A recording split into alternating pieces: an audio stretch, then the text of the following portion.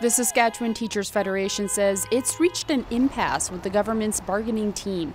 Teachers voted down the last two proposed contracts in recent months. Neither of those contracts addressed class size, a key issue for teachers. After negotiations broke down Wednesday, the government suggested the two sides jointly request binding arbitration. The STF declined. Our government has tried throughout this process to show that we're committed to making sure supports are available. We've increased that number several times. And again, when it comes to certainty going forward, that's what really we see binding arbitration as. With arbitration, the parties submit proposals and agree to be bound by a contract written by an independent arbitrator.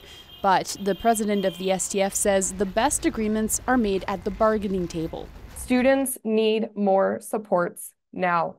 Binding arbitration can be a lengthy process, which would guarantee that no additional supports would be provided by September and possibly not even January if it's a prolonged period before we get a decision from the arbitrator.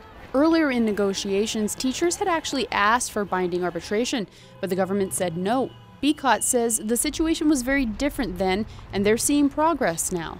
Back in March, we hadn't, in my perspective, experienced bargaining at the table. There hadn't been any good faith negotiations with back and forth, presenting proposals. And so we saw that as the only option to move the process forward. Starting Monday, teachers won't provide any voluntary services or lunch supervision.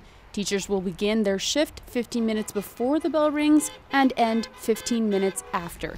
Laura Sharpaletti, CBC News, Regina.